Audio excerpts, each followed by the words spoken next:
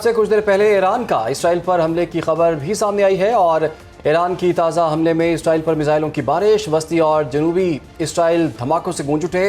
बिजली का निज़ाम मुअत्तल हो चुका है। सायरन बजने पर यरूशलेम में मौजूद कानून साजों ने भागकर शेल्टर में पनाह ली।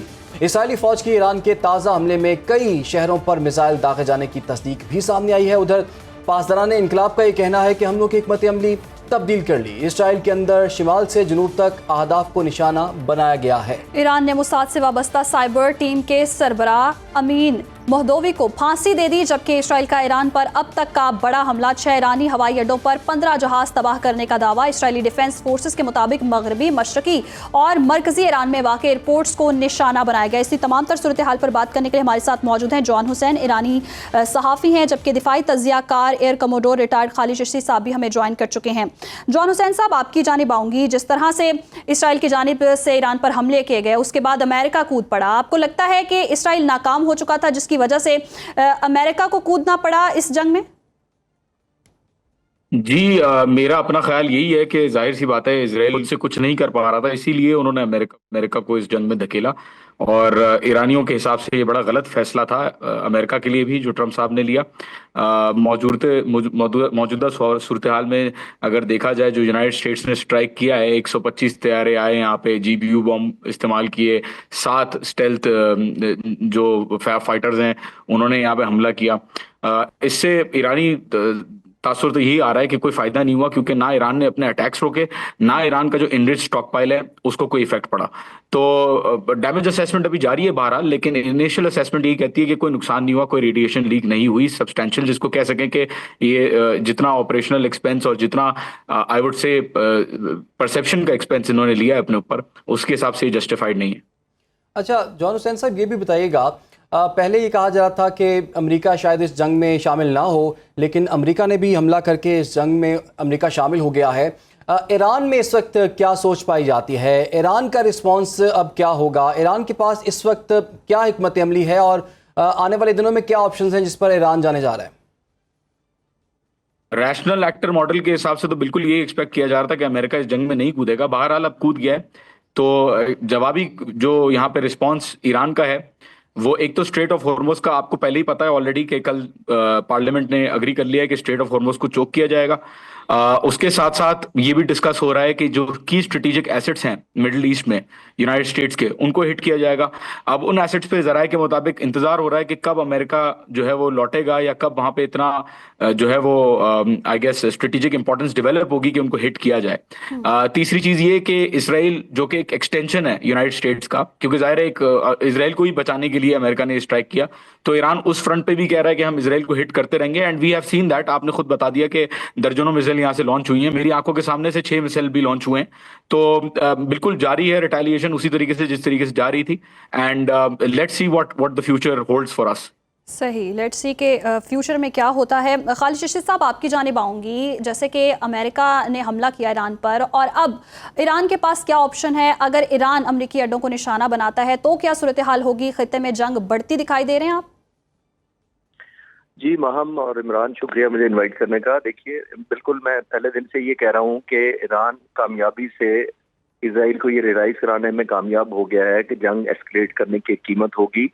और जैसे जॉन हुसैन साहब कह रहे थे, ये एक इंडिकेटर था इसराइल के एक एलिमेंट ऑफ डिसअपॉइंटमेंट या लैक ऑफ एक्सपेक्टेशन जितनी उनकी लोगों की थी और उनकी अपनी थी कि हम ये कर्ज गुजरेंगे ईरान के खिलाफ और शायद ईरान घुटने टेक देगा। ये उनको एक एलिमेंट ऑफ डिफीट था, ये इंडिकेटर था कि उनको ये समझ नहीं आई कि इतना नुकसान तो हम खुद ले नहीं पा रहे, और इसीलिए उन्होंने अमेरिका को एंगेज भी किया और अब कामयाबी से उन्होंने उनको एंगेज करके उसको इस जंग में झोंक दिया है। और जाहिर है, मैंने जैसे पहले भी अर्ज किया कि एज ए स्टूडेंट स्ट्रेटजी मैं कभी भी नहीं रिकमेंड करूंगा कि ये अमेरिका के अड्डों फौरी तौर पर हमला करें, क्योंकि इनको जो फोकस डैमेज कर रहे थे इसराइल के खिलाफ वही जारी रखना चाहिए। और अच्छा किया है उस point of view, war strategy के सेंस में सिर्फ अर्ज कर रहा हूँ। तो ये बेहतर ऑप्शन इन्होंने लिया है कि इसराइल को ही टारगेट करें, क्योंकि जब इसराइल को हिट होती है तो वो इनडायरेक्टली अमेरिका। तो आप समझते हैं जो स्ट्रेटजी अमेरिका या इसराइल ने मिलकर बनाई थी, जो प्लान बनाया था, वो फ्लॉप हो गया? देखिए, it is too early to say कि फ्लॉप हो गया। ये स्ट्रैटेजी ऐसी चीज है जो फ्लूइड होती है और कभी किसी के हाथ में चली जाती है, कभी किसी के हाथ में चली जाती है। आपने नोट किया होगा पहले दिन जो ईरान के ऊपर हमला किया था इसराइल ने, 200 जहाजों प्लस किए, उनकी लीडरशिप को एलिमिनेट कर दिया, न्यूक्लियर लीडरशिप को एलिमिनेट किया, आर्मी को, स्पिरिचुअल लीडर्स को हिट किया। तो वो बेसिकली वो एक प्राइस इंपोज कर रहे थे ईरान पर और ये समझ रहे थे कि ईरान शायद गिव अप कर देगा यहाँ पे। और उसके बदले में जब ईरान ने इतने दिन हिट किया, 6-7 दिन, ईरान ने भी अपनी कीमत एक इम्पोज की कि उनको भी एक कीमत देनी पड़ेगी। और यही मैं अर्ज कर रहा हूँ कि बुनियादी तौर पर उसकी वजह से इसराइल को रियलाइज हुआ कि ईरान के हमलों में हम वो तो रिस्पॉन्स नहीं दे पा रहे। और एक और जो मेरे ख्याल में ईरान ने स्ट्रैटेजी ये बेहतर खेली या की कि उन्होंने अपने सस्ते और इकोनॉमिकल ड्रोन शुरू में भेजे 3-4 दिन तक। उन्होंने अपने बेस्ट वेपन फायर किए उनके खिलाफ, जिससे मतलब है कि उनकी जो मेन डिफेंस कैपेबिलिटी थी वो डिप्लीट हुई। और यहाँ तक मैं कंफर्म कर रहा हूँ दूसरे काफी इंटरनेशनल रिसोर्सेज से कि उन्होंने फिर अपनी वेपन्स की राशनिंग शुरू कर दी, क्योंकि उन्होंने रियलाइज किया कि हमने तो कॉस्ट इफेक्टिव काम नहीं किया। अगर 1 लाख रुपए का कोई वेपन आ रहा है तो हमने तो 2 करोड़ का उसके ऊपर मिसाइल फायर कर दिया, तो शायद उनको लगा वर्क भी नहीं है हर एक को इंटरसेप्ट करना। और अब उन्होंने सिलेक्टिव टारगेटिंग शुरू कर दिया आफ्टर रियलाइजिंग कि हम शायद अपने स्टॉक से रन आउट कर जाएंगे, हमारे पास वेपन्स इतने नहीं रहेंगे, क्योंकि ईरान तो खत्म नहीं कर रहा है ईरान का, तो इसका मतलब है स्टॉक पाइल ज्यादा है बड़ा, जो वो कंटिन्यूस किए जा रहे हैं बैक। जी ठीक। खालिद साहब, आपने अहम नुकात उठाए हैं, लेकिन जॉन साहब, आप चूँकि ईरान में मौजूद हैं और गहरी नज़र रखे हुए हैं, आपने खुद भी बताया कि 6 मिसाइल तो आपकी आंखों के सामने से कुछ देर पहले गुजरे हैं। ये बताइए, इसराइल बहुत बड़ा दावा कर रहा है कि एयरपोर्ट्स को निशाना बनाया गया है, जहाज़ों को, ईरानी जहाज़ों को निशाना बनाया गया है। ग्राउंड पे इस वक्त क्या सूरत हाल है? ईरान में अभी हालिया हमले से कितना नुकसान हुआ है? जी बिल्कुल निशाना बनाया, इस पे कोई दो राय नहीं है। 8 मुख्तलिफ जगहों पे अटैक्स रिपोर्टेड है। नॉर्थ वेस्टर्न और ईस्टर्न डिस्ट्रिक्ट्स में हमला किया गया है इसराइल की तरफ से। मिसाइल्स और ड्रोन अटैक्स कहा जा रहा है कि यूज किए हैं, but at the same time localised explosion devices भी यूज हुई हैं। जैसे कि एवन प्रिजन का जो धमाका आपके सामने वीडियो मौजूद है, तो वो एक लोकलाइज्ड जो डिवाइस है उसके थ्रू किया गया था। और उसके अलावा एक शहीद बेहेश्ती यूनिवर्सिटी पे इसराइल ने टारगेट किया है, एक्सप्लोजन किया है। उसके अलावा एक हैंडबॉल फेडरेशन की बिल्डिंग है, उसके ऊपर हिट किया है। उसके अलावा power distribution feeders north Iran की साइड पे जो थे उनके ऊपर हिट किया था, लेकिन उसके ऊपर, मैं नॉर्थ में ही रहता हूं तो उसके ऊपर कोई डैमेज आई डोंट थिंक। यहाँ पे जो कहा जा रहा है कि पावर आउटेजेस हो गई हैं और तेहरान जो है वो पावर नहीं है अब तेहरान में, I don't think that is ultimately correct. हो सकता है कि कुछ इलाकों में थोड़ी देर के लिए पावर गई हो, but I think everything is working fine right now in terms of the power. बहरहाल सिपा के जो लोग हैं वो शहीद हुए हैं यहाँ पे, ऐसा नहीं है कि डैमेज नहीं हुआ, बिल्कुल सिपा के बेसिस पे हिट किया है, बैरक्स पे हिट किया है।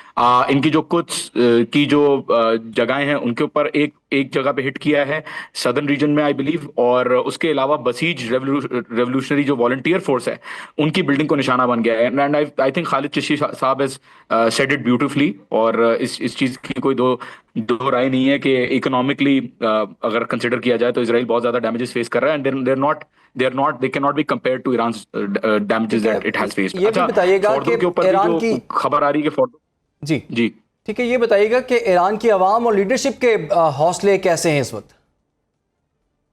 ईरान की अवाम और लीडरशिप के हौसले अभी फिलहाल आई वुड से इनिशियल, मैं अभी बिल्कुल इनिशियल ही बता सकता हूं आपको कि क्या रिस्पांस है। कोई खास रिस्पांस चेंज नहीं हुआ है, एज आई सेड, मैं कहता हुआ आ रहा हूं काफी टाइम से, कोई खास रिस्पांस चेंज नहीं हुआ है। अभी मैंने अपने ट्विटर पे भी वीडियोस डाली हैं, कल रात की जब पहला दिन अटैक हुआ है अमेरिका का, रोड्स के ऊपर चलते हुए मैंने वीडियोस डाली हैं और पार्क में लोगों से भी इंटरव्यू लिया है।